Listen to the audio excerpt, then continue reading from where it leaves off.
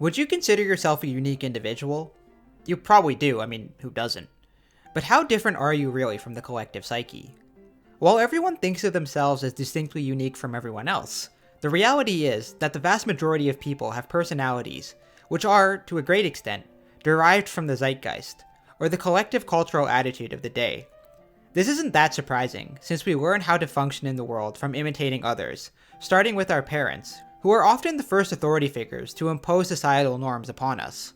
Many of these norms actually make some sense, such as respecting other people's property, having table manners, and not picking your nose. Others, however, just seem arbitrary, such as watering your lawn. I mean, why do we water our lawns if we're just gonna cut the grass anyways? Wouldn't it make more sense to use that water to grow vegetables or something, instead of using it to grow grass, a plant that literally has no utility for us? Wait, what was my point? Oh, right.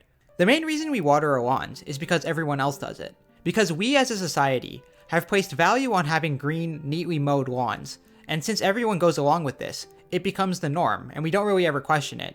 This is known in psychology as status quo bias, a preference for the way things currently are, even if they make no sense whatsoever. In fact, many of the things we do and many aspects of our personality can be attributed to our desire to conform to social norms and expectations, from our choice of clothing to the activities we participate in. The collective cultural attitude shapes who we are to such an enormous degree that most people don't even notice this, until that is, we encounter a society that does things differently from our own, such as in Russia, where most people use their yards for vegetable gardens. I think I found my people. It isn't just our actions, however, that are derived in this manner, since our beliefs and opinions are generally just imitations of what is considered acceptable by society. Many people are gripped by a constant desire for validation from others, and to conform to the standards of the group, for which reason we crave likes on Facebook, Instagram, and YouTube. Oh, by the way, please like this video, it greatly satisfies my desire for approval. Again, this isn't too surprising, since humans are social animals, and so adopting a collective attitude can be quite appealing, and provide society with a sense of common identity. Our desire to fit in with and be accepted by the group is also motivated by the fear of being seen as weird. This is fairly understandable, since we prefer to blend in rather than stand out, and being socially rejected can lead to alienation and loneliness.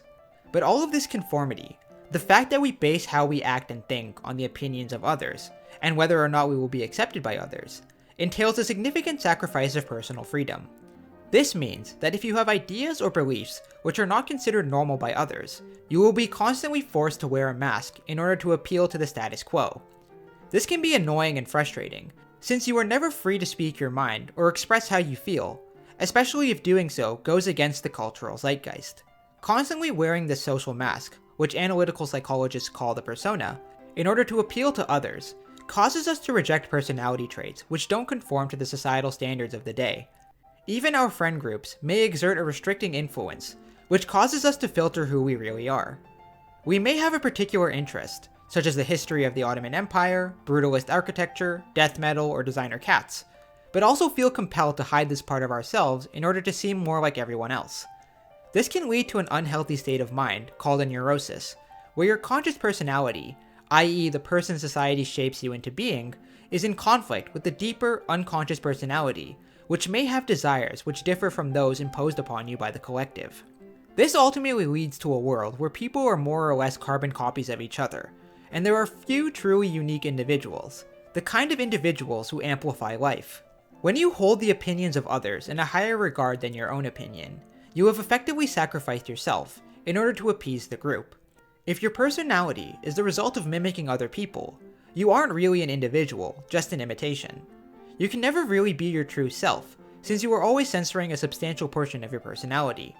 This is obviously bad for mental health, but it is also bad in general, since it causes a society to prefer the old way instead of considering new ideas which are better or more efficient.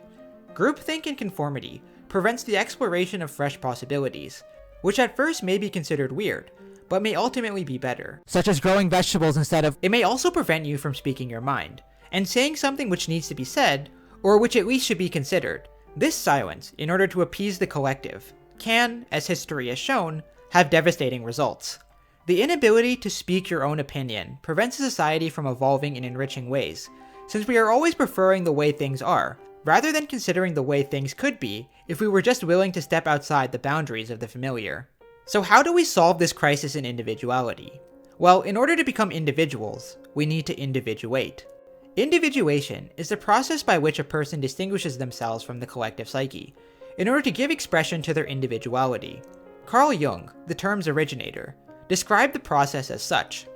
In general, it is the process by which individual beings are formed and differentiated. In particular, it is the development of the psychological individual as a being distinct from the general collective psychology. Individuation, therefore, is a process of differentiation, having for its goal the development of the individual personality. Through individuation, we become unique individuals, rather than being imitations of those around us, and we are more comfortable with ourselves.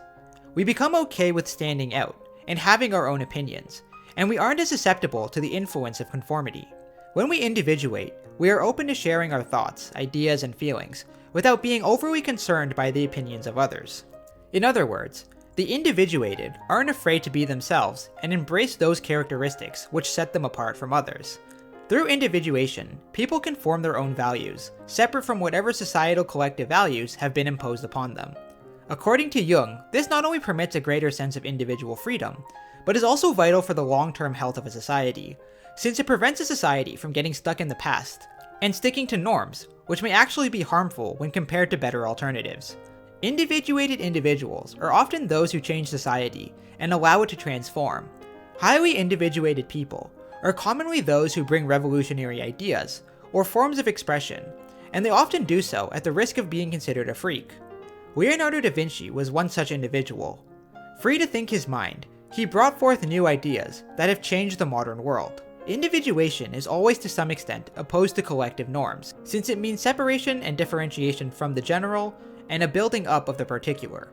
Because of this, individuation enables the transformation of society and a gradual shift in collective norms, while also granting you more freedom to express who you truly are. So how exactly can we engage in the process of individuation? As Jung himself points out, the process of individuation is closely connected with the transcendent function, a topic which I have covered in 2 videos previously. In short, we need to widen the scope of the conscious ego, which can roughly be defined as the person you think you are. Your ego is very often derived from the cultural attitude of society, as traits which society regards in a positive light become emphasized, whereas other traits become repressed and hidden. Individuation entails recognizing the deeper layers of your personality, which usually remain tucked away in the unconscious. In other words, to become yourself, you first need to know yourself. There are many factors which contribute to your psyche, and most of these are hidden in the unconscious. These unconscious factors slowly reveal themselves to us in dreams, fantasies, and whenever we tune out, so to speak.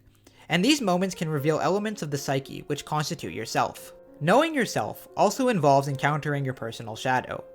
The personal shadow consists of personality traits which are pushed away from awareness due to the censoring effect of cultural norms, but also just from the fact that you may personally value certain traits more than others. When you encounter these traits, you may begin to realize that you are not the person you think you are. This causes the ego to temporarily break, and your idea of yourself comes into question. This experience is usually met with resistance, since your ego usually resists being broken down. However, the dissolution of the ego calls forth the unconscious mind, and particularly the anima, which is a super complicated topic which I don't have time to get into right now, so just check out this video if you want to learn more. The anima is responsible for reconstructing the ego, and in a sense, giving birth to a new ego, which is now more reflective of the true personality. The anima is what allows one to widen the scope of the ego, such that it encompasses a wider range of ideas, and it does this because, unlike the ego, it possesses a kind of open-mindedness to new possibilities. Another way to explain this whole process is that the unconscious contains thoughts and ideas which aren't subject to the censoring and scrutiny which characterizes the ego, and so encountering these contents causes you to come into contact with parts of yourself which are free from the constraints of the collective attitude. Exploring the unconscious can hence widen your perspective beyond the culture system ingrained in your ego. Through this process, your conscious ego begins to reflect the person who you are, rather than the person society forces you to be. In other words, it allows you to become yourself. Individuation also has another aspect, which directly involves what Jung called the collective unconscious. This fancy term really just refers to our instincts, and these form a part of our psychology, which often controls our behavior without us knowing. Jung suggested that the more we become aware of the collective unconscious, the more power we have over its suggestive influence. The collective unconscious is composed of archetypes, and another aspect of individuation involves wresting yourself from the influence of these archetypes and distinguishing yourself from them. Since the collective unconscious is shared by all people, becoming aware of this universal psyche also enables a greater degree of individuality, since we can overcome our instincts and allow ourselves to go beyond our genetic programming. Individuation and becoming a unique individual thus involve alleviating yourself of both cultural norms and of the primordial instincts which arise from our genes. As Jung writes, the aim of individuation is nothing less than to divest the self of the false wrappings of the persona on one hand, and of the suggestive power of primordial images on the other. While all of this seems rather technical, it is worth noting that you've probably experienced some of the stages of individuation throughout the course of your life, although you may not have recognized it as such. Individuation is a naturally occurring process, but knowing about it can help facilitate it to a greater extent. Individuation is not just a personal necessity, but a societal one, since it prevents people from merely bowing down and obeying whatever cultural system they live in. Unique individuals lead the way in terms of innovation and art, and society will be better off with more individuals, rather than those who sleepwalk through life without ever truly becoming who they are.